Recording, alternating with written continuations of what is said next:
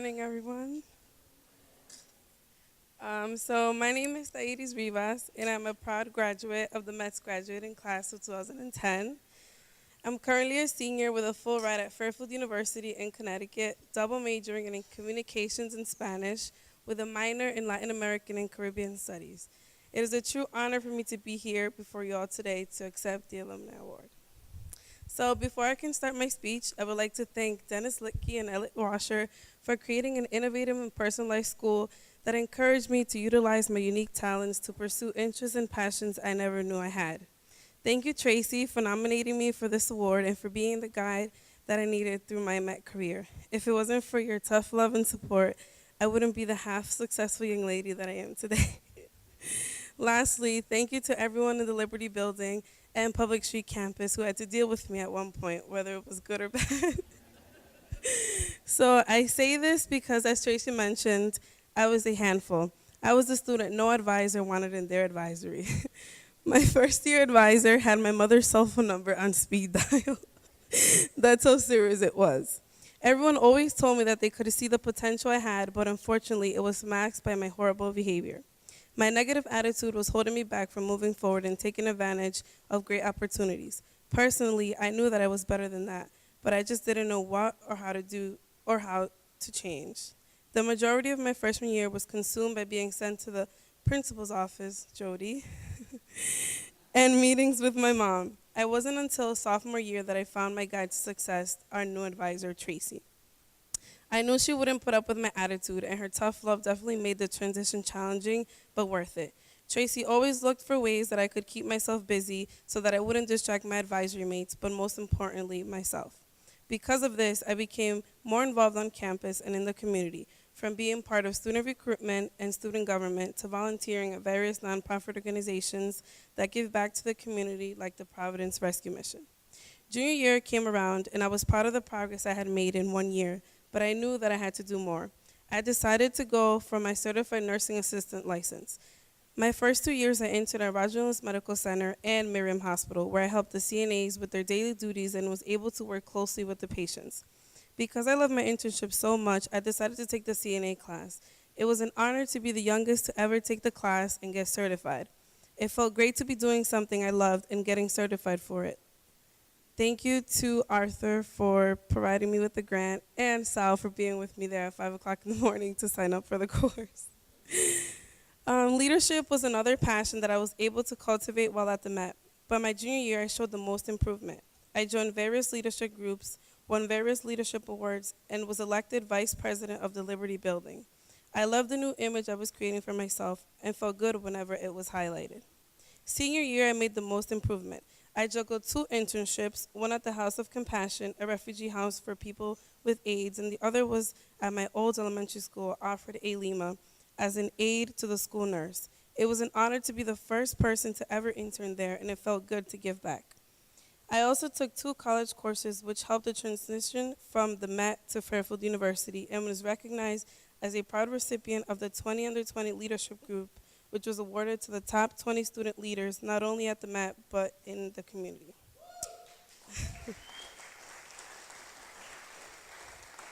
The Met's belief in community involvement, along with my passion for helping my community become a better place, allowed me to create a senior thesis project that gave back on a larger scale. Violence had been severely affecting our community, and I felt inclined to take action. Along with other Providence High School students and state officials, we created a nonviolence march/assembly that brought violence awareness into our community. The event took lots of time and energy, but in the end, it was successful and overall a rewarding experience that received media coverage. We even received a recognition letter from the mayor. With a year filled with successful events, personally and academically, the icing on the cake was being chosen to deliver my speech before my graduating class. These are just some of the many accomplishments during my Met career, and because of them, I was blessed to have created many more while at Fairfield University. When I first arrived at Fairfield, I had difficult time transitioning because of the affluence that surrounded me and the inability to be understood because of my background. I also had some difficulty with the curriculum because I was not used to the type of work that I was presented. I admit, I cried and I called Tracy and I told her I didn't want to be there. But instead of hiding under my shell, I used my shining personality and leadership skills to teach my fellow colleagues about my culture and background. Academically, I sought help from my professors, and I was able to build one-on-one relationships with all my professors, as I had with my advisor. As a senior, I continued to do the same. Professors love when you go to them for help. In the first 3 months of living on campus, I was elected president of my residence hall, and I became an active member of SALSA, the Latino group on campus.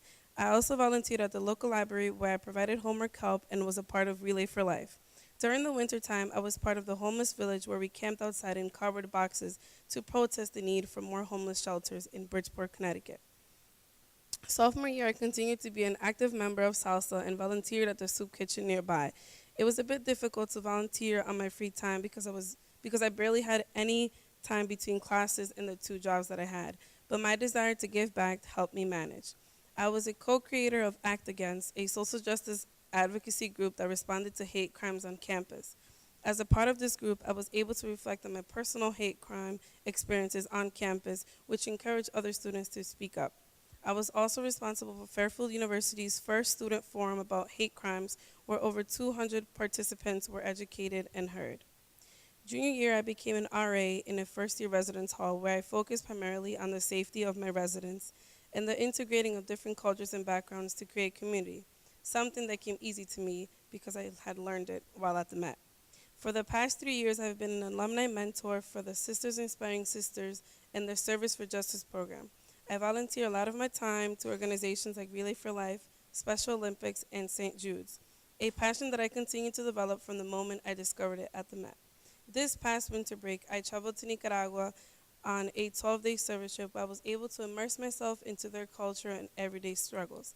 Because of this amazing and rewarding experience, I'll be returning to Nicaragua at the end of the month for 4 months. I'll be studying at the university and working closely with an organization called NATRAS, which is made up of many branches that help Nicaraguans in all areas.